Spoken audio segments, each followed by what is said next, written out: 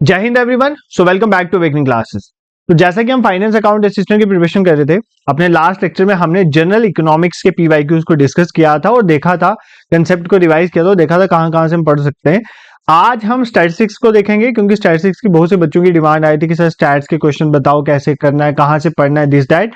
वो आज हम सब पढ़ेंगे, बट टाइम लग जाएगा क्योंकि मैंने क्वेश्चंस निकालने भी हैं और कुछ समझाने भी है कंसेप्ट आपको। बट आप कंसंट्रेशन से पढ़ोगे ना तो बहुत चीजें आप आज के लेक्चर में ही सीख के जाओगे। ठीक है, तो बिना टाइम वेस्ट करे आज के लेक्चर को स्टार्ट करते हैं।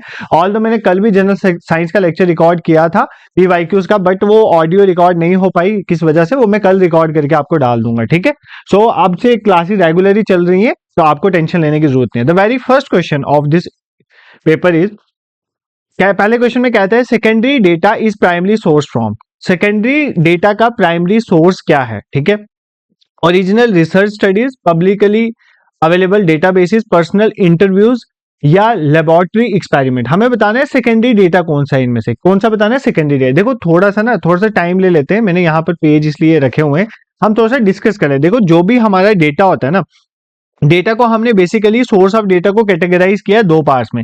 एक है प्राइमरी सोर्स ऑफ डेटा, ठीक है, ध्यान से समझना है चीजों को, ऑल्दो हम इन डेप्थ इनको स्टडी करेंगे बट थोड़ा बहुत मैं आपको बता दूं। प्राइमरी डेटा वो डेटा होता है जो पहली बार कलेक्ट होता है, ठीक है, जो आप डायरेक्टली कलेक्ट करते हो। मान लो मैं आपका इंटरव्यू लेता हूं तो आपसे मुझे डायरेक्टली डेटा मिलेगा इंटरव्यू में, तो इंटरव्यू एक तरह का कौन सा डेटा है? Primary data. या मैं आपको मैं एक काम करता हूं, मैं एक क्वेश्चनियर बनाता हूं, सबको क्वेश्चन भेज देता हूं और सारे उस क्वेश्चन को फिल करके मुझे बता देते हैं। ठीक है, जैसे क्वेश्चन में पूछ लूंगा कि आप कहां से हो, आपका जेंडर क्या है, दिस दैट, वो आप क्वेश्चनर फिल करके मुझे वापस भेज, ये भी एक तरह का प्राइमरी डेटा। मतलब प्राइमरी डेटा वो डेटा होता है जो पहली बार कलेक्ट किया जा रहा हो। ठीक है, मतलब जैसे एक सर्वे करवाया तो सर्वे में जो मैं डेटा कलेक्ट कर रहा हूं that is a primary data. ठीक है, दिस इज क्लियर। तो ये सारा प्राइमरी डेटा में आता है।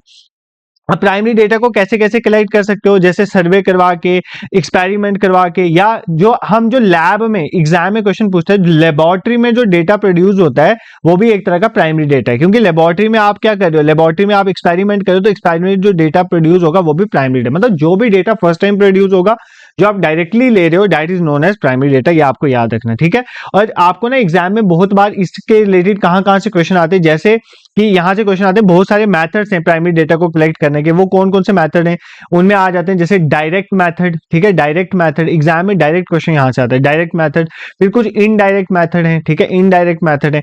फिर हमारे पास जैसे क्वेश्चनियर मेथड है। क्वेश्चनियर में क्या होता है, आप क्वेश्चनियर बना के भेजते हो, मतलब क्वेश्चन भेजते हो तो क्वेश्चन मान लो मेल के थ्रू मैं सबको क्वेश्चन भेज देता हूँ। ठीक है, क्वेश्चनियर मेथड। फिर आपके घरों में कई बार डेटा कलेक्ट करने वाले आते हैं ना, जिनको बोलते हैं इन्यूमरेटर्स, उनको बोलते हैं इन्यूमरेशन। इस मेथड को बोलते हैं इन्यूमरेशन मेथड। मतलब मान लो मैंने बंदे लगा दिए, वो आपके घर जाके डेटा को कलेक्ट करते हैं, उनको बोलते हैं इन्यूमरेटर्स, और इस मेथड को बोलते हैं इन्यूमरेशन मेथड। तो एक लोकल करस्पॉन्डेंस मेथड, मतलब मान लो आपके गांव में कोई लोकल है, मैंने उससे डेटा ले लिया, local correspondent method, correspondence method. ठीक है, ये कुछ मेथड हैं प्राइमरी डेटा कलेक्शन। देखो एग्जाम में क्वेश्चन किस तरह से आता है, एग्जाम में इनमें से चार दिए होंगे, एक कुछ अलग दिया होगा और बोलेगा कि इनमें से कौन सा मेथड है प्राइमरी डेटा कलेक्शन का। ठीक है, तो डायरेक्ट मेथड है, इनडायरेक्ट मेथड है। डायरेक्ट मेथड में जैसे पर्सनली कॉल करके आप ले सकते हो, टेलीफोन के थ्रू ले सकते हो। ठीक है, ये सब डायरेक्ट है। इनडायरेक्ट मेथड में हमारे पास आ जाते हैं जब आप क्या करते हैं, थर्ड पार्टी के थ्रू डेटा को कलेक्ट करते हो। क्वेश्चनियर में आप क्वेश्चनियर बना के भेजते हो, उसमें आप भरते हो डेटा अपना, that is known as questionnaire method. ठीक है, उसके बाद लोकल करस्पॉन्डेंट के थ्रू करते हो। इन्यूमरेशन में मैंने आपको बता दिया कि हम इन्यूमरेटर करते हैं, जैसे एनएसएसओ भेजता है अपने लोगों को सेंसस कराने के, ये सब इन्यूमरेशन मेथड में आता है। This is clear. अब एक तरह का डेटा होता है that is known as secondary data. क्या? Secondary data. सेकेंडरी डेटा वो डेटा होता है जो बेसिकली ऑलरेडी कलेक्टेड डेटा होता है, उसमें से हम इंफॉर्मेशन लेते हैं। जैसे मान लो अगर मुझे चाहिए 2011 में किसी जगह की पॉपुलेशन कितनी थी, किसी डिस्ट्रिक्ट की पॉपुलेशन कितनी, मैं कहां जाऊंगा? सेंसस में। सेंसस की रिपोर्ट से मैं इंफॉर्मेशन उठा लूं, वो मैं जो सेंसस से अब मैं इंफॉर्मेशन उठा रहा हूं that is a secondary data. तो सेकेंडरी डेटा आप मतलब कोई भी गवर्नमेंट की पब्लिकेशन से डेटा उठाते हो, ठीक है, पब्लिकेशन से जो डेटा उठाते हो वो किस में आ जाता है, वो सारा सेकेंडरी डेटा में आता है। सेकेंडरी डेटा ऑलरेडी कंपाइल होता है, एग्जिस्टिंग डेटा, आप वहां से अपना डेटा को ले लेते हो, जैसे सर्वे से ले लिया, ठीक है, जैसे प्रिंट या इलेक्ट्रॉनिक मीडिया से आपने डेटा उठा लिया। ठीक है, ये सारे किस में आते हैं? सेकेंडरी डेटा में आते हैं। I hope this is clear to you. Secondary और प्राइमरी का आपको जो डिफरेंस है वो समझ आएगा। बेसिकली हमें मैथड्स पढ़ने, वो हम जब पढ़ेंगे तो देखेंगे, मेरे को समझाना था। हमें बता रहे secondary data is primary source from original research study. जो ओरिजिनल रिसर्च, मान लो मैंने कोई रिसर्च किया तो भाई मैंने गांव गांव जाके रिसर्च किया, तो वो मेरा प्राइमरी डेटा है, ना कि सेकेंडरी डाटा है, तो ये प्राइमरी डेटा है। पब्लिकली अवेलेबल डेटाबेस है, हाँ ये सेकेंडरी डेटा है। मान लो एक ना, जैसे अभी बिहार में अगर कोई अभी कास्ट सेंसस हुआ था, कास्ट सेंसस का डेटा अगर ओपनली पब्लिक कर देती है गवर्नमेंट, उधर से जो मैं डेटा उठा रहा हूँ वो तो पब्लिकली अवेलेबल डेटा है ना, तो बेसिकली वो क्या है, एक सेकेंडरी डेटा है। ठीक है, this is clear. Personal interview ये एक प्राइमरी डेटा है। उसका लेबोरेटरी में जो एक्सपेरिमेंट होता है वो मैं आपको ऑलरेडी बता चुका हूँ, ये भी प्राइमरी डेटा में आता है। ठीक है, this is clear to you. आप देखो जैसे इस क्वेश्चन में आप करो, what is an example of primary data collection method, आपको मैंने समझाया हुआ है, सर्वेइंग एग्जिस्टिंग रिसर्च पेपर, जो रिसर्च पेपर एग्जिस्ट कर रहा है उसको वापस सर्वे करना। ठीक है, मान लो किसी का रिसर्च पेपर एग्जिस्ट कर रहा है उसको स्टडी करना, तो ये सेकेंडरी डेटा है, this is not a primary data, हमें प्राइमरी पूछा है। रिव्यूइंग कंसर्न सेंसस डेटा, उसको रिव्यू करना, सेंसस डेटा को रिव्यू कर रहे हो आप, इसका मतलब ये एक सेकेंडरी का केस है ना कि प्राइमरी का। एनालाइजिंग हिस्टोरिकल रिकॉर्ड किसी ने बनाया होगा, आप उसको जस्ट एनालाइज करो, this is also secondary data. But conducting interviews और सर्वेस जब आप कंडक्ट करवाते हो, that is an example of primary data. वो किसकी एग्जांपल होती है, वो एक एग्जांपल है प्राइमरी डेटा की। आज मैं साथ साथ चेक करता जाऊंगा कि रिकॉर्डिंग ऑडियो में दिक्कत ना हो। ठीक है, क्योंकि कल मेरे को इतना कुछ पढ़ाने के बाद लास्ट में जब पता चले ना कि आपकी रिकॉर्डिंग ही नहीं हुई है, तो बहुत दुख होता है यार। जिस दिन तुम पढ़ाओगे तुम्हें पता चलेगा, जब सब कुछ पढ़ाया हो और लास्ट में ऑडियो रिकॉर्ड ना हो। अब नेक्स्ट क्वेश्चन देखो, कंसीडर द फॉलोइंग स्टेटमेंट्स को आपने देखना है रिगार्डिंग क्वेश्चनियर प्रिपरेशन। देखो क्वेश्चनियर क्या है, मैंने आपको बताया क्वेश्चनियर, सबसे पहले क्वेश्चनियर किस में आता है, प्राइमरी डेटा कलेक्शन में। ठीक है, प्राइमरी डेटा कलेक्शन में मैंने आपको जो मेथड बताए थे, ये देखो वापस ध्यान से देखो। इस मेथड में कोई डायरेक्ट मेथड है, मान लो मैंने किसी को टेलीफोन करके डेटा लिया, इनडायरेक्ट मैंने किसी से पूछ लिया। क्वेश्चनियर मेथड यहाँ पर मतलब ये एक प्राइमरी डेटा कलेक्शन में आता है एक मेथड। इसमें क्या होता है, आप क्वेश्चनियर बना के, वो कई बार क्वेश्चनियर बना के आते नहीं है आपको, मेल में आते हैं या दिस दैट आता है, आपको भरना पड़ता है यहाँ कहाँ से हो दिस दैट ये वो, उनको बोलते हैं क्वेश्चनियर। अब क्वेश्चनियर के रिलेटेड कुछ यहाँ पर स्टेटमेंट्स दी हुई है। पहला, questionnaire collect data by asking people to respond to different sets of question. देखो क्वेश्चनियर में हम डिफरेंट सेट ऑफ क्वेश्चंस नहीं पूछते, हम एक यूनिक सेट ऑफ क्वेश्चन सभी को पूछते हैं और वहां से हमें डेटा कलेक्ट हो जाता है। ठीक है, ये statement different set of question, unique set of questions होते हैं यहाँ पर, तो ये स्टेटमेंट हमारी यहाँ से रॉन्ग हो जाती है। ठीक है, the validity and reliability of the data you collect in the response rate you achieve depend largely on the design of your question. बिल्कुल सही है। देखो आपका डेटा कितना वैलिड होगा, कितना रिलायबल होगा, वो इस बात पे डिपेंड करेगा कि आप क्वेश्चन किस तरह सेट कर। मानो मैं इतना डिफिकल्ट क्वेश्चन सेट कर देता हूं कि अगले को समझ ही नहीं आए, तो भाई वो तो गलत ही भर के भेजेगा ना। इसलिए बोलते हैं जो क्वेश्चन बनाते हैं वो बहुत सिंपल होना चाहिए, बेसिक होना चाहिए, ताकि अगले बंदे को समझ आए। ठीक है, तो ये स्टेटमेंट जो हमारी बी करेक्ट है। Collect the data without a pilot test of all the question, बोलता है कि आप डेटा कलेक्ट करो क्वेश्चनर का, बट पायलट टेस्ट ना करो। नहीं, जब भी हम क्वेश्चनर भेजते हैं उससे पहले हमें एक पायलट टेस्ट कराना जरूरी होता है, मतलब हम अपने लेवल पे चेक कर लेते हैं। ठीक है, और डी क्या कहता है, while designing your question you should consider the wording of individuals questions prior to the order in which they appear. कहता है कि जब आप क्वेश्चन सेट करते हो, आपको इंडिविजुअल क्वेश्चन की वर्डिंग को पहले सेट करना है, उसके बाद आपको ये सेट करना है कि वो दिखते कैसे हैं। ठीक है, ये स्टेटमेंट किसी हद तक ठीक है, बट ये क्वेश्चन इतना अच्छे से उन्होंने फ्रेम नहीं करा। बट जो जेकेएसएसबी ने इसका आंसर मार्क करके रखा था, क्या माना था, बी और डी को करेक्ट माना था, तो हम भी बी और डी के साथ चलेंगे। ठीक है, बट ये क्वेश्चन की फ्रेमिंग सही नहीं है, इसमें पहली स्टेटमेंट भी अच्छे से नहीं बनाई, ये कंफ्यूजिंग स्टेटमेंट है। क्वेश्चनियर में भी हम बेसिकली सेट ऑफ क्वेश्चन ही पूछते हैं, बट ये डिफरेंट की वजह से इन्होंने निगलेक्ट करा था, इस स्टेटमेंट को कंसिडर नहीं किया था। कई सारे क्वेश्चन जहां पे आगे जाके एक और क्वेश्चन मैंने देखा है, वो क्वेश्चन का मैं आंसर निकाला, निकला ही नहीं मेरे से। क्यों? क्योंकि उन्होंने क्वेश्चन ही गलत फ्रेम करा हुआ है। ठीक है, तो ये कुछ चीजें हम साथ साथ कवर करेंगे। नेक्स्ट देखो, which are the following statements regarding tabulation जो है इज फॉल्स। अब टैबुलेशन के लिए हमने बताना कि कौन सी स्टेटमेंट फॉल्स है, तो पहले हम टैबुलेशन के बारे में थोड़ा पढ़ लेते हैं, फिर हम ये स्टेटमेंट समझेंगे। ठीक है, टैबुलेशन क्या होता है, दिस दैट हम देख लेते हैं। देखो वैसे हम एक एक करके स्टैट्स पढ़ेंगे, मैं पूरी स्टैट्स आपको पढ़ा दूंगा यूट्यूब में, बट साथ साथ अभी देखते चलो ना कि क्या क्या है, दिस दैट आपको थोड़ा बहुत पता चलता जाएगा। देखो टैबुलेशन क्या है बेसिकली, देखो आपने क्या किया, आपने जो स्टैटिस्टिकल डेटा जो है बेसिकली उसको क्लासिफाई किया। ठीक है, अब उस डेटा को आप प्रेजेंट करते हो अलग अलग चीजों में ताकि लोगों को समझ आए। ठीक है, अब एक तरीका होता है डेटा को प्रेजेंट करना टेबल की फॉर्म में। ठीक है, टेबल की फॉर्म में डेटा दे दे, आपने बहुत सारे डेटा देखा होगा, जैसे मान लो यहां पर हमारे पास मेल्स लिखा होता है, यहां पर लिखा होता है फीमेल्स। ठीक है, यहां पर लिख लेते हैं मान लो स्कोर, उनका स्कोर है कोई इन क्लास 9th। ठीक है, और स्कोर इन क्लास 10th, ठीक है। तो ये एक डेटा, यहाँ से आपको बिल्कुल आप डेटा लिखते हो, डेटा को कंपेयर वगैरह कर सकते हो। This is known as tabulation, data को टेबल की फॉर्म में करना है, ठीक है। मतलब बेसिकली आप क्या कर रहे हो, स्टैटिस्टिकल डेटा को लॉजिकल फॉर्म में टेबल में बता रहे हो। इसकी वजह से डेटा को समझना बहुत ईजी हो जाता है। ये सारे टैबुलेशन, इसके बाद ही आप टैबुलेशन के बाद ग्राफ भी बना सकते हो। टैबुलेशन की हेल्प से आप कंपैरिजन भी इजीली कर सकते हो, ये चीजें। अब देखो आपको एग्जाम में क्या क्या आता है। टैबुलेशन दो तरह की होती है, ठीक है। एक होती है जनरल टेबल, टेबल दो तरह के होते हैं, एक होते हैं जनरल टेबल, ठीक है, जनरल टेबल्स होते हैं, और एक तरह होते हैं हमारे पास जो है समरी टेबल्स बोलते हैं, ठीक है। क्या बोलते हैं, समरी टेबल। ये एग्जाम में पूछ गया तो आना चाहिए।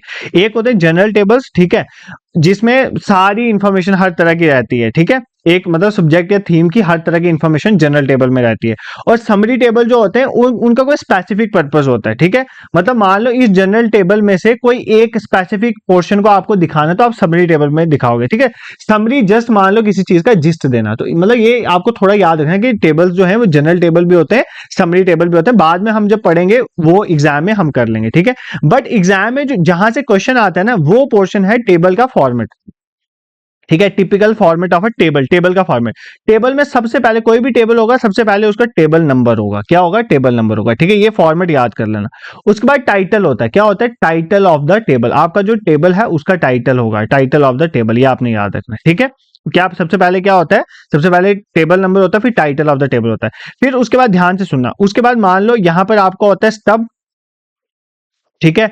स्टब बोलते हैं बेसिकली रो को, ठीक है, रो, स्टब बोलते हैं रो को। और कैप्शन बोलते हैं किसको, कैप्शन बोलते हैं हमारे पास कॉलम को, ठीक है। कैप्शन किसको बोलते हैं, कॉलम को, कॉलम को। ये कॉलम आ गए और ये आपकी रोज आ गई, ठीक है। स्टब हेडिंग बोले तो रो की हेडिंग, और कैप्शन बोले तो कॉलम की हेडिंग, ठीक है। ये चीज है, फिर यहाँ पे टेबल बन जाता है। कैप्शन याद रखना कॉलम, और स्टब याद रखना रो। आर एस से याद कर लो, R S, R S, R S, rupees, R S पे मेरा नाम भी है। तो स्टब मतलब रो, स्टब मतलब रो, और कैप्शन बोले तो सीसी से कॉलम, ठीक है। ये याद करो, ऐसे आप टेबल बनाओगे, ठीक है। उसके नीचे होता है फुट नोट। फुट नोट में आपको कुछ भी लिखना हो तो आप लिख सकते हो, डायरी नोन है फुट नोट, ठीक है, अगर कोई लिखना हो। और इसके लास्ट में होता है सोर्स ऑफ डेटा, कि डेटा आप उठा कहां से रहे हो, ठीक है। ये एक ना बेसिकली टेबल को लिखने का तरीका है, टेबल किस तरह से होता है, ठीक है। ये चीज याद कर लें, एग्जाम में पूछता है। सबसे पहले table number, title of the table, फिर स्टब बोलते हैं रो हेडिंग को, और कैप्शन बोलते हैं कॉलम हेडिंग को, फिर फुट नोट, फिर source of data. This is clear, कोई डाउट यहाँ पर कोई नहीं होनी चाहिए, ठीक है, ठीक है। This is clear. तो ये हमारा टैबुलेशन है, ठीक है। Tabulation is very important. अब इसमें क्वेश्चन क्या आया है वो देख लेते हैं। टैबुलेशन से आपको पता चल गया बेसिकली मोटा मोटा ऊपर ऊपर से, वैसे तो हम इन डेप्थ पढ़ेंगे ही, बट आपको थोड़ा बहुत पता चल गया टैबुलेशन में क्या होता है। Tabulation allows for the presentation of complicated data को अलो कर सकते हैं प्रेजेंट करने में। हाँ बिल्कुल ये करेक्ट है। हमें फॉल्स बताना है भाई, पहले देख लो हमें बताना है क्या, हमें फॉल्स बताना है, ठीक है, ये तो करेक्ट है। Tabulation is a pre requisite for diagrammatic representation. Sir आप जब बोल रहे थे आपने ये लाइन बोली थी, इसलिए मैं बोलता हूँ एक एक वर्ड इंपॉर्टेंट है। देखो अननेसेसरी में कुछ बोलता ही नहीं लेक्चर में, ठीक है, काम की चीजें बोलता हूँ। तो टैबुलेशन प्री रिक्विजिट है, अगर किसी चीज को डायग्रामेटिक रिप्रेजेंट करना है तो पहले आपको टेबल टूबल होना चाहिए बना हुआ, तो बिल्कुल करेक्ट है, ठीक है। Statistical analysis of data necessarily involves tabulation. हाँ अगर आपने डेटा को एनालाइज करना है तो टैबुलेशन चाहिए, ये भी अच्छी चीज है। Tabulation facilitate comparison between rows and not column. This is a wrong statement, हमें फॉल्स ही बताना था। बोलता है टैबुलेशन की हेल्प से आप रोज में कंपैरिजन कर सकते हो बट कॉलम को नहीं। क्यों ऐसा भेदभाव, क्यों भाई, क्यों भेदभाव करेंगे हम रोज को भी कंपेयर करेंगे, कॉलम को भी करेंगे, क्यों क्यों छोड़ेंगे भाई कॉलम को, कॉलम को भी करेंगे ना। तो ये कॉमन सेंस का क्वेश्चन था, ये आपको इजीली हो जाता है, ठीक है। नेक्स्ट ये क्वेश्चन नंबर 75। ये क्वेश्चन थोड़ा निकालने वाला था, इसमें ट्रिक भी लगती है, बट मैं आज आपको ट्रिक से नहीं बताऊंगा। पहले हम सिंपली सॉल्व करेंगे, क्वेश्चंस को सॉल्व करेंगे, क्योंकि आज हम एक बेसिक पढ़ रहे हैं। बेसिक आपको देखो ट्रिक कहीं भी लगेगी, बट बेसिक पहले आना चाहिए। बेसिक नहीं है तो ट्रिक फेल हो जाते हैं एग्जाम में, बेसिक पढ़ना जरूरी है। क्वेश्चन क्या कहता है, 8 randomly selected college student, 8 randomly selected college student थे, उनके बताए ओवर आज to state the number of hours they slept the previous. पिछली रात को कितने घंटे सोए वो बताओ। तो वो कोई 4 घंटे, 8, 7, 5, 3, 3, 7 ये घंटे बताए हुए हैं, ठीक है। हमें क्या क्या बता, हमें डिक्रीजिंग ऑर्डर में लेके जाना है। मीन हमें बताना है, मीन बड़ा है, मीडियन बड़ा है, मोड मतलब number of random sample, sample में कितने बंदे हैं वो तो आप यहीं से गिन लोगे, इसका तो नंबर यहीं से निकल जाएगा। क्या क्या है, सबसे पहले कोई भी डेटा का मीन मीडियन मोड निकालना है, सबसे पहले आप उसको अरेंज करो, ठीक है, असेंडिंग ऑर्डर में। सबसे पहले अरेंज, असेंडिंग ऑर्डर सबसे छोटा फिर बड़ा। देखो यहाँ पर कितनी बार सबसे छोटा क्या 3, कितनी बार आया 2 बार आया, ठीक है। यहीं पे करेंगे यार इस क्वेश्चन को, उधर जाऊंगा तो फिर कंफ्यूज हो जाओगे। कितनी बार आया? 3 2 बार आया, ठीक है। उसके बाद हमारे पास क्या है? 3 के बाद 4, 4 कितनी बार आया? एक बार आया, ठीक है। उसके बाद 5, 5 भी कितनी बार आया? एक बार आया, ठीक है। 5 के बाद 7, 7 कितनी बार आया? 3 बार आया, 1 2 3 बार आया 7। उसके बाद क्या है? 8। कितने? 1 2 3 4 5 6 7 8, टोटल कितने हैं रैंडम सैंपल में? कितने नंबर हैं? 8, 8 नंबर ऑफ डिजिट्स हैं, ठीक है। This is clear. एक तो निकल गया यहीं से। अब हमने निकालना है मीन मीडियन मोड तीनों का, ठीक है। मीन तो है simple, sum of observation by number of observation, sum of observation by number of observation, sum करो और डिवाइड करो नंबर ऑफ ऑब्जर्वेशन के साथ। तो करो सिंपली सम, और नंबर ऑफ ऑब्जर्वेशन कितनी है? 8, इनके साथ डिवाइड कर लो, ठीक है। 3 3 6 14 10 15 7 22 29 प्लस 7 प्लस 8, ये आपका बन गया 44। 44 को 8 से डिवाइड करना है, ठीक है। 44 को 8 से, 8 5 40, 5.5। तो कितना आया? 5.5। आपका मीन कितना आ गया? 5.5। मीन आ गया 5.5, ठीक है। This is clear. तो मीन निकल गया स्लीपिंग आवर का। कोई दिक्कत किसी को? कोई कष्ट दुविधा नहीं होनी चाहिए। 5.5 आ गया इसका मीन। एक हो गया आपका, सॉल्व हो गया ये क्वेश्चन। अब दूसरा आपने निकालना है मीडियन। तो मीडियन कैसे निकालोगे? देखो अगर तो इवन, देखो आपने पढ़ा होगा, अगर तो इवन नंबर ऑफ टर्म्स हैं, ये कितनी टर्म्स है? 8 है। ऑड नंबर हो तो सिंपली n+1/2 कर देते हो, बट ये इवन नंबर है, इसका मतलब इसके दो निकलेंगे। कैसे निकलेंगे? एक 8/2 वाली टर्म होगी, ठीक है। एक 8+1/2 वाली टर्म होगी, ठीक है। मतलब समझ लो एक टर्म होगी फोर्थ टर्म और एक फिफ्थ टर्म। इन दोनों टर्म का आपने क्या लेना होता है? एवरेज लेना होता है। फोर्थ और फिफ्थ टर्म का एवरेज लेना होता है, वहां से आपका मीडियन निकल जाता है, ठीक है। याद मैं पढ़ाऊंगा आपको मीडियन। अगर देखो आपने यहाँ पे गिनने होते हैं सिर्फ, ये कितने गिनने? आप इनको गिनो, यहाँ पे इनको गिनो, कितने? 1 2 3 4 5 6 7 8। अगर तो ये ऑड होते, मतलब 7 होते, तो मैं 7 होते ना, 7+1/2 कर लेता। तो कौन सी टर्म आती है? 7+1 8, 8/2 4 टर्म। 4 टर्म में जो लिखा होता है वो आपका मीडियन होता है। बट यहाँ पर ये नहीं है, यहाँ पर क्या है? यहाँ पर इवन नंबर है। जब भी इवन नंबर है तो आपने क्या करना होता है? 8 को डिवाइड करो 2 के साथ, कितना आ गया? 4। मतलब आपकी एक फोर्थ टर्म और एक इसके बाद वाली फिफ्थ टर्म, इन दोनों का मीन लेना है। तो फोर्थ टर्म आपकी कौन सी है? फोर्थ टर्म मेरी है 5 और फिफ्थ टर्म मेरी कितनी है? 7। तो मैं इसका मीन ले लूंगा 5 + 7/2, तो 12/2 कितना हो गया? 6। इसका मतलब मीडियन मेरा यहाँ पर कितना आ गया? 6। भाई ट्रिक से भी ये क्वेश्चन हो जाता है। मैं ट्रिक नहीं पढ़ा रहा हूँ यार, मुझे आती है बट मैं नहीं पढ़ाऊंगा क्योंकि आज मैं बेसिक पढ़ा रहा हूँ, ठीक है। आपको पहले बेसिक समझना है। फिर मोड क्या होता है? मोड होता है सबसे ज्यादा बार कौन सा नंबर आया। तो इनमें सबसे ज्यादा बार 7 ही आया, सबको दिख रहा है, तो ये 7 आ गया, ठीक है। अब इनको डिक्रीजिंग ऑर्डर में लगा दो भाई। उनको क्या बोला है? डिक्रीजिंग ऑर्डर में लगाओ।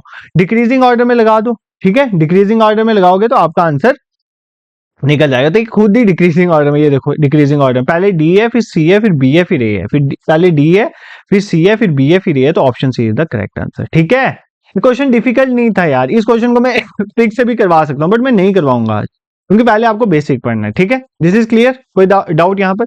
और एक बार बताऊं, इसमें से पता है कैसा क्वेश्चन आता है? ये एक फॉर्मूला याद कर लेना मोड निकालने का। मोड अप्रोक्सीमेट इक्वल होता है 3 मीडियन माइनस 2 मीन। किसके बराबर होता है? 3 मीडियन माइनस 2 मीन के बराबर होता है हमारा मोड। ये बहुत इंपॉर्टेंट फॉर्मूला है, इसके बेसिस में बहुत सारे क्वेश्चन आते हैं, जब हम करेंगे तो आपको हो जाएगा, ठीक है। This is clear. समझ आया? कोई डाउट?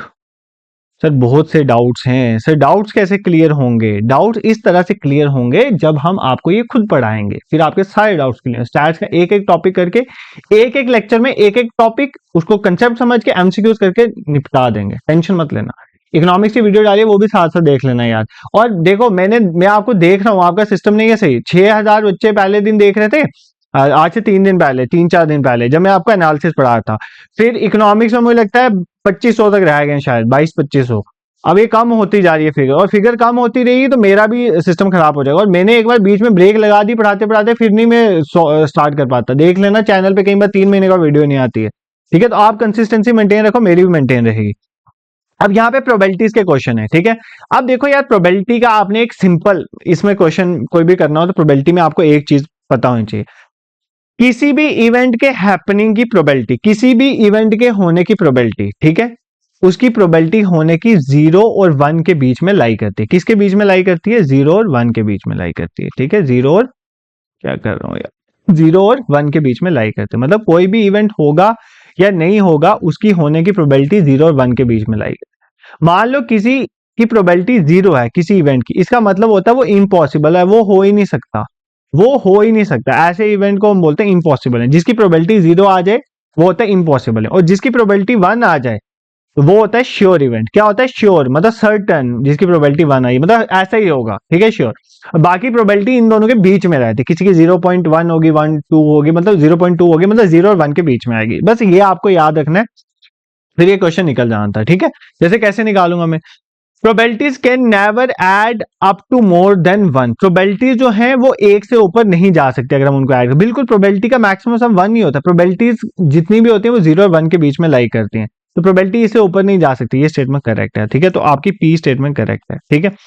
अब probabilities of mutually exclusive events always add up to 1। ये अभी आपको नहीं पता म्यूचुअली एक्सक्लूसिव क्या होता है, इस एक मिनट इसको छोड़ दो, मैं तो समझाऊंगा, मैं नहीं बिना समझाया जा रहा कहीं पे, बट मैं आपको बोल रहा, मान लो ये नहीं आती थी आपको, छोड़ो, लेट गो करो इसको, लेट गो करना चाहिए, लाइफ में बहुत जरूरी है, इसको लेट गो करो दो। Probabilities can never be zero, भाई ये कैसे, सर ही बोल रहे हैं अभी प्रोबेबिलिटी किसी इवेंट की जीरो हो सकती है, इम्पॉसिबल इवेंट की, तो ये स्टेटमेंट गलत है, आर गलत है, आर गलत है, आर गलत है, ठीक है। अब ये देखो, प्रोबेबिलिटीज आर ऑलवेज पॉजिटिव, हाँ प्रोबेबिलिटी की वैल्यू 0 1 से तो हमेशा पॉजिटिव होते हैं, बिल्कुल, मतलब ये स्टेटमेंट गलत सही है, ये स्टेटमेंट गलत। अगर आपको ये स्टेटमेंट नहीं भी पता होती ना क्यों वाली, तब भी आपका आंसर निकल रहा था, समझे। बट हम इसको पढ़ेंगे, ये क्या कहती है, probabilities of mutually exclusive events always add up to 1। जो भी इवेंट म्यूचुअली एक्सक्लूसिव होते हैं उनकी जो प्रोबेबिलिटी है वो हमेशा ऐड होके 1 आता है। क्या ये स्टेटमेंट करेक्ट है या इनकरेक्ट है, अभी मैं समझाता हूँ कि करेक्ट है या इनकरेक्ट है, लेकिन आपको उससे पहले पता होना चाहिए म्यूचुअली एक्सक्लूसिव इवेंट कौन से होते हैं। देखो इवेंट क्या, इवेंट का मतलब है कि कोई चीज हैपन हुई, ठीक है। एक्सक्लूसिव इवेंट क्या होता है, दो इवेंट हुए उनको म्यूचुअली एक्सक्लूसिव हम तब बोलेंगे जो दोनों एक ही टाइम पे नहीं हो सकते, ऐसे इवेंट को बोलेंगे म्यूचुअली एक्सक्लूसिव। मान लो एक मैंने कॉइन फेंका, क्या एक ही टाइम पे हेड टेल आ सकता है, हेड भी आए और टेल भी आए, क्या ये पॉसिबल है, नहीं, तो ये दोनों म्यूचुअली एक्सक्लूसिव, ठीक है। अगर मैं इन दोनों की प्रोबेबिलिटी को ऐड करूं तो टोटल सम प्रोबेबिलिटी का हमेशा 1 है, तो आर है 1, तो इसका मतलब ये स्टेटमेंट करेक्ट होनी चाहिए। बट ये स्टेटमेंट इस केस के लिए करेक्ट है, ये स्टेटमेंट हर केस के लिए करेक्ट नहीं होती। जैसे मैं आपको बताता हूं, एक और केस देते हैं। मान लो जब मैं एक कॉइन को फेंकता हूं, देखो कॉइन को फेंकता हूं और मैं बोलता हूं मेरे पास दो इवेंट है, एक इवेंट ये है कि प्राइम नंबर आ रहा है, ध्यान से सुनना इस चीज को, और एक इवेंट ये है कंपोजिट नंबर आ रहा है। कौन सा नंबर आ रहा है, कंपोजिट नंबर, कंपोजिट। तो प्राइम नंबर कौन कौन से हैं, 2 3 5, कंपोजिट नंबर कौन से हैं, 4 और 6। कॉइन को फेंक रहा हूं, 6 के ऊपर भी है बट वो हम नहीं ले सकते, कॉइन में 1 से 6 ही आता है। कॉइन में कौन कौन सा, 1 2 3 4 5 6, ठीक है। मैंने बोला कि मेरे दो इवेंट, देखो ध्यान से सुनो, म्यूचुअली एक्सक्लूसिव इवेंट, बिल्कुल मतलब अपने दिमाग को खाली करो पहले, ठीक है, एक लंबी सी सांस लो और सुनो। मैं कह रहा हूं म्यूचुअली एक्सक्लूसिव इवेंट वो होते हैं कि अगर एक हो रहा है तो दूसरा नहीं होगा। भाई मैंने कॉइन उछाला और हेड आ गया, क्या टेल आ सकता है, नहीं आ सकता भाई, तो वो म्यूचुअली एक्सक्लूसिव इवेंट है, ठीक है। बट अगर मैं हेड और टेल दोनों को ऐड करूंगा प्रोबेबिलिटीज को, तो वो 1 बनेगा, क्योंकि यहां पर तो है ही दो केस है ना, हेड और टेल वाले। बट मानो मैं एक कॉइन को उछालता हूं, तो मैं दो इवेंट लेता हूं, एक इवेंट में ये बोलता हूं कि प्राइम नंबर आएगा, ठीक है, और दूसरा इवेंट में ये बोलता हूं कि कंपोजिट नंबर आएगा।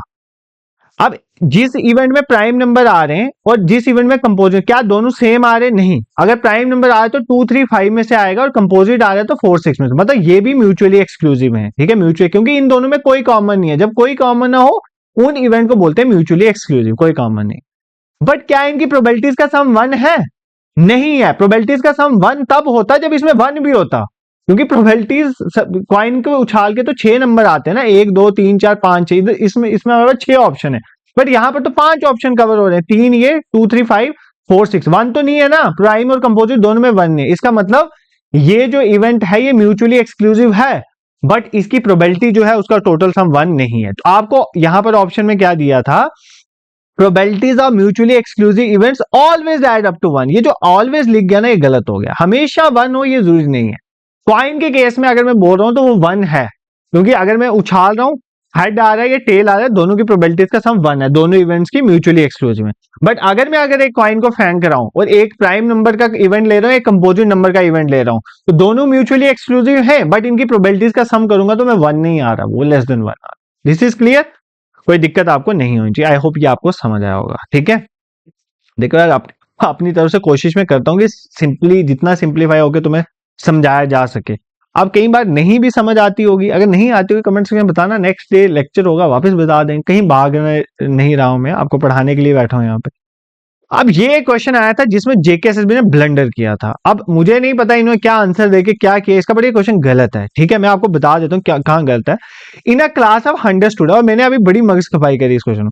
100 स्टूडेंट की क्लास में हर एक स्टूडेंट जो है उसको एक स्पोर्ट लेना है, एक स्पोर्ट हर एक स्टूडेंट लेगा।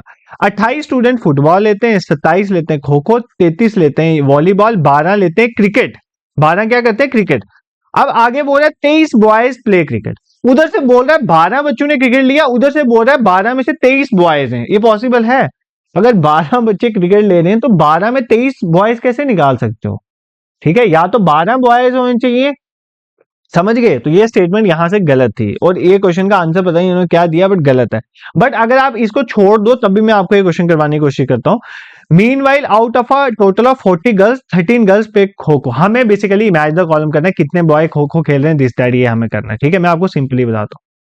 देखो क्वेश्चन में क्या है, आप खुद भी इस क्वेश्चन को सॉल्व कर सकते हो। देखो क्या क्या है, क्या रहा है क्वेश्चन में। क्वेश्चन में कहता है टोटल स्टूडेंट कितने? 100। कितने स्टूडेंट है? 100। पहले यहीं से समझो कितने स्टूडेंट है? 100। अब कह रहा है कितनी गर्ल्स हैं? 40। तो 100 माइनस 40, इसका मतलब कितने बॉयज हैं? 60। तो ये पहला ऑप्शन जो डी है ना, डी, ये बोलता है total number of boys. Total number of boys कितने? 60। इसका तो ये ऑप्शन आएगा। ठीक है, अब ध्यान से सुनो एक और क्या कह रहा है? 13 गर्ल्स खेल रही है खो खो। ठीक है, अब टोटल खो खो कितने खेल रहे हैं? टोटल खो खो कितने खेल रहे हैं? 27। टोटल 27 खो खो खेल रहे हैं, उसमें से कितनी गर्ल्स खो खो खेल रही है? कहां गया? 13 गर्ल्स खो खो खेल रही है, तो कितने बॉयज खेल रहे होंगे? 27 में से 13 गए तो 14। तो बॉयज कितने खो खो खेल रहे हैं? 14। मतलब ए का 3, ए का 3 और डी का 5। ए का 3 और डी का 5। ए का 3, ये नहीं है, ए का 3 डी का 5, ए का 3 डी का 5, ए का 3 डी का 5। इन दोनों में से एक आंसर था, बट इनके ये दो स्टेटमेंट में नहीं निकाल सकता। रीजन बीइंग इन्होंने क्वेश्चन ही गलत फ्रेम किया। ये पहले बोल रहे हैं कि 12 स्टूडेंट क्रिकेट चूज कर दें, आगे बोल रहे हैं 23 बॉयज क्रिकेट खेल रहे हैं। ये कैसे पॉसिबल है? अगर 12 बच्चों ने क्रिकेट चूज करा तो 13 बॉयज कैसे खेल रहे हैं? ठीक है, तो ऐसे इनकी स्टेटमेंट यहाँ पे रॉन्ग थी, बट आपको समझा दिया ना मैंने इस क्वेश्चन में करना क्या था। नेक्स्ट क्वेश्चन नंबर 78 क्या कहता है? An economist estimated that a commodity Y had a price index of 10।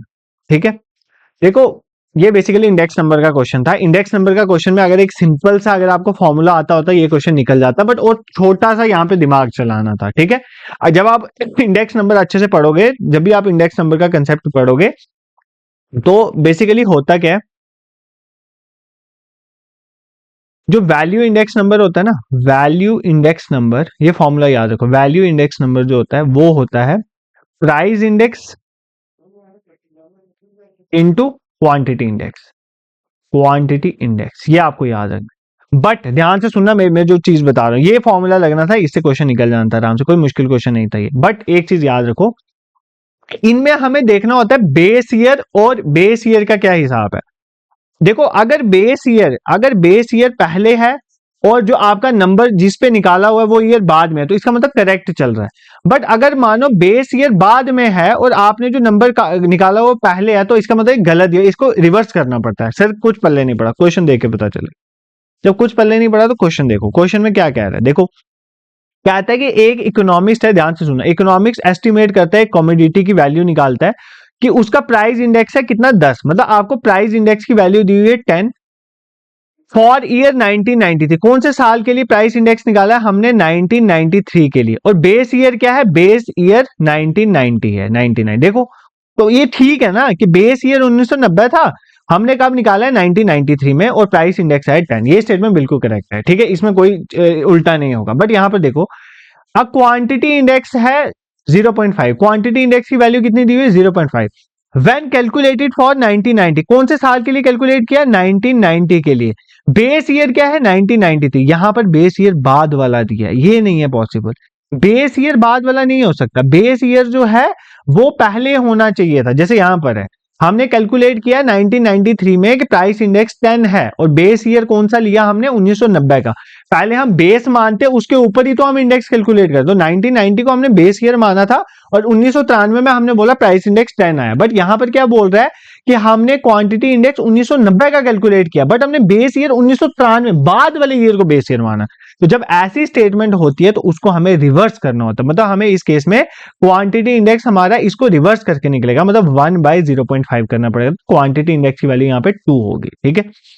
तो क्वांटिटी इंडेक्स की वैल्यू 2 निकल गई, प्राइस इंडेक्स की वैल्यू 10 निकल गई, और वैल्यू इंडेक्स हमें निकालना है तो वैल्यू इंडेक्स होता है price index into quantity index, 10 into 2 और 20 आपका आंसर ऑप्शन सी करेक्ट है। बस इतना दिमाग लगाना था।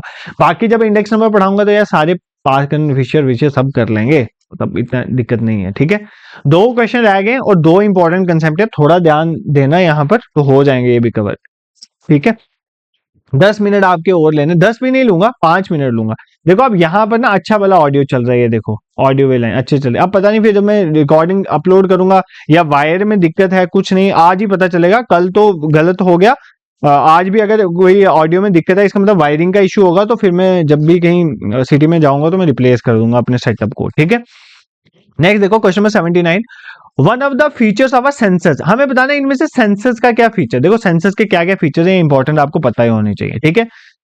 तो सेंसस की डिफाइनिंग बाउंड्रीज होती है, साइमल्टेनिटी होती है, एम्प्लॉयमेंट ऑफ सेंसस वर्कर या होमोजेनिटी। देखो सेंसस में होमोजेनिटी हिट्रोजेनिटी को मेंटेन करना होता है, हिट्रोजेनिटी को, सेम सेम नहीं, हिट्रोजीनियस होना चाहिए, मतलब हर एक बंदे की अगर कोई कास्ट है वो सब चीजें मेंटेन रहनी चाहिए। इसमें से पता कौन सा सेंसस का फीचर है, साइमल्टेनिटी, ठीक है। मैं कुछ इंपॉर्टेंट सेंसस के फीचर आपको समझा देता हूँ। इसका आंसर ऑप्शन बी था, साइमल्टेनिटी, ठीक है। देखो सेंसस के कुछ कुछ इंपॉर्टेंट फीचर मैं यहाँ पे बता देता हूँ। सबसे पहला इंपॉर्टेंट फीचर है यूनिवर्सलिटी, ठीक है। मतलब सेंसस यूनिवर्सल होना चाहिए, मतलब हर एक इंडिविजुअल को सेंसस कवर करना चाहिए, हर एक हाउस को कवर करना चाहिए किसी टेरिटरी के अंदर, किसी को छोड़ना नहीं है, किसी की डुप्लीकेशन नहीं होनी चाहिए, तो यूनिवर्सलिटी होनी चाहिए पहली चीज। दूसरा साइमल्टेनिटी होनी चाहिए, साइमल्टेनिटी मतलब एक ही टाइम पे सेंसस कंडक्ट होना चाहिए। मान लो जम्मू सिटी में सेंसस हो रहा है, ठीक है, ठीक है। अब मान लो एक टीम गई बिश्नाह में, ठीक है, और दूसरी टीम 15-20 दिन के बाद जाती है मान लो जानीपुर में, ठीक है, जानीपुर में। अब सेंसस यहां पर आज हुआ और 15 दिन का जानीपुर में। अब ये बिश्नाह वाले लोग क्या पता जानीपुर में पहुंचे हो उस दिन, तो उन्होंने बिश्नाह में भी अपने आप को रिकॉर्ड करवा लिया और जानीपुर में भी रिकॉर्ड करवा लिया, तो भाई डुप्लीकेशन होगी ना। तो मतलब जब भी सेंसस हो उसमें साइमल्टेनिटी होनी चाहिए। कहने का मतलब है कि आपको जो डाटा कलेक्ट करना है ना बेसिकली वो एक सेम टाइम सारा कलेक्ट करना है, जिसकी वजह से डबलिंग ना हो, ठीक है। तो साइमल्टेनिटी इसको कहते हैं और यही इस क्वेश्चन का आंसर। तीसरा periodicity, periodicity is also a feature of census. Census हर एक फिक्स पीरियड के साथ होना चाहिए, जैसे इंडिया में 10-10 साल के बाद सेंसस होता है, बट अभी डिले चल रहा है, बट 10-10 साल के बाद होता है, ठीक है। ये आपको याद रखना है। ये कुछ चीजें जैसे इंडिविजुअल इन्यूमरेशन, और भी बहुत सारे फीचर्स हैं, ये मैंने कुछ इंपॉर्टेंट बता दिए, बाकी जब पढ़ेंगे तो कवर कर लेंगे, ठीक है। और हमें इंडिविजुअल इन्यूमरेशन होनी चाहिए, मतलब जो है हमें हर एक चीज इंडिविजुअल की नोट करनी चाहिए, एज, सेक्स, ऑक्यूपेशन, लिटरेसी, ये सब हर एक सिंगल पर्सन की जो एरिया में रह रहा है उसकी कवर करनी चाहिए। तो ये भी एक फीचर है इंडिविजुअल इन्यूमरेशन। और भी बहुत सारे फीचर हैं यार, सारे तो कहाँ ही करेंगे, वो जो पढ़ेंगे तो कर लेंगे, ठीक है। This is clear. And the last question for today's session is, ठीक है, consider the following statement regarding the measure of mortality, ठीक है। तो ये कुछ स्टेटमेंट दी हुई है, हमें इन स्टेटमेंट से पता करवाना है, बेसिकली पेयर मैच करना है, कौन सी स्टेटमेंट किसके साथ मैच होती है, हमारा यही काम है, ठीक है। हम यही करेंगे, कौन सी स्टेटमेंट किसके साथ मैच होती है।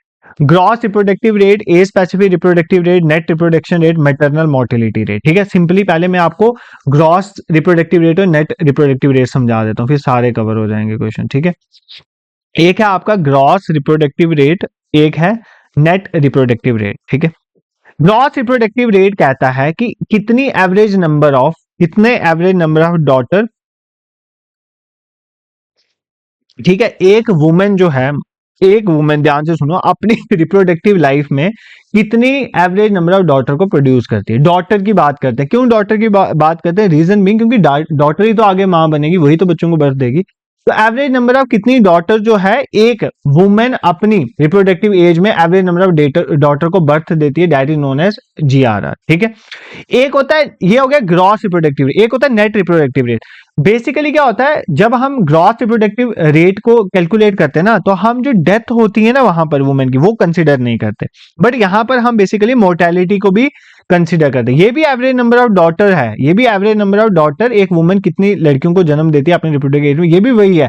बट यहाँ पर हम उसका मोर्टेलिटी भी साथ में कंसीडर करते हैं, डेथ को, क्योंकि जरूरी तो नहीं है ना कि जो मदर बच्चे को बर्थ देगी, बेटी को बर्थ देगी तो वो बच ही जाए, कई बार किस केस में डेथ भी हो जाती है, तो उसको भी हम यहाँ पर कंसीडर करते हैं, मोर्टेलिटी को भी, ठीक है। इसका मतलब नेट वाला ज्यादा अप्रोप्रिएट है। अब ये आपका बेसिकली एक कंसेप्ट यहाँ पे जीआरआर और एनआरआर का था, ठीक है। एक तो ये क्वेश्चन था, देखो क्वेश्चन में क्या दिया हुआ है।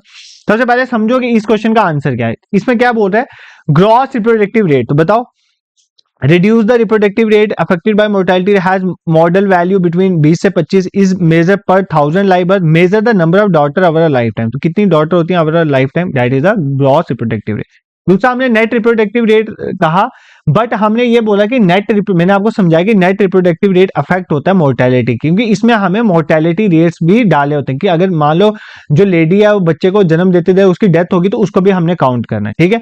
अब एज स्पेसिफिक फर्टिलिटी रेट है, एज स्पेसिफिक फर्टिलिटी बताता है कि कितने एक स्पेसिफिक एज ग्रुप की वुमेन कितने बच्चों को जन्म देती है पर 1000 लाइव बर्थ।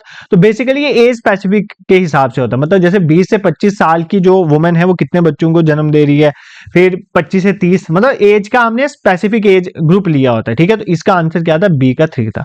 अब मैटरनल मोर्टेलिटी रेट क्या होता है, देखो मैटरनल मोर्टेलिटी रेट है कि देखो 1 लाख बच्चों के, इंडिया में मैटरनल मोर्टेलिटी रेट बोल देता है 1 लाख लाइव बर्थ देने पर कितनी मदर की डेथ हो जाती है। मान लो एक माँ जो है बच्चे को जन्म दे, कई बार माँ की भी डेथ हो जाती है, तो मैटरनल मोर्टेलिटी रेट होता है कि 1 लाख लाइव बर्थ होने पर कितनी मदर की। यहाँ पर 1000 लाइव बर्थ था, ये गलत था, पर लाख था, तो ये स्टेटमेंट फोर्थ वाली स्टेटमेंट ही गलत थी, इस डी का 1 आता था। तो बेसिकली इन सबको अगर हम मिला लें तो इस क्वेश्चन का आंसर क्या था, ऑप्शन ए, क्योंकि ए का 5 है, बी का 3 है, सी का 2 और डी का 1 है, ठीक है। तो मैटरनल मोर्टेलिटी रेट किसकी, इसकी वजह से हमें रिप्रोडक्शन के रेट भी पता चलते हैं, बट यहाँ पर इस मेजर पर 1000 लाइव बर्थ की जगह पर लाख होता तो हम इसको कंसीडर करते हैं मैटरनल मोर्टेलिटी रेट पर लाख में कैलकुलेट किया जाता है। This is clear, I hope this question is clear to you, आपको चीजें समझ आएंगी। यहाँ पर देखो कुछ बच्चों ने वहां पर ये किया था, जेकेएसएसबी ने मुझे नहीं लगता क्या आंसर दिया, मैंने नहीं देखा, बट मे बी ये भी दिया, बट ये गलत है, क्योंकि मैटरनल मोर्टेलिटी रेट पर लाख लाइव बर्थ पे कैलकुलेट होता है, ना कि पर 1000 लाइव बर्थ पे, क्योंकि इनकी क्वेश्चन की फ्रेमिंग कुछ क्वेश्चन की स्टैट्स की गलत थी जो मैंने यहाँ पर नोटिस किया। आई होप ये लेक्चर आपको समझ आया होगा। और साथ में मैंने साइंस भी बहुत अच्छे से रिकॉर्ड की थी, मैं कल वापस कर दूंगा आपके लिए, डोंट वरी अबाउट इट, कल आपको साइंस का भी लेक्चर वापस मिल जाएगा, बट वो लेक्चर बहुत इंपॉर्टेंट होगा, उसको जरूर देख लेना।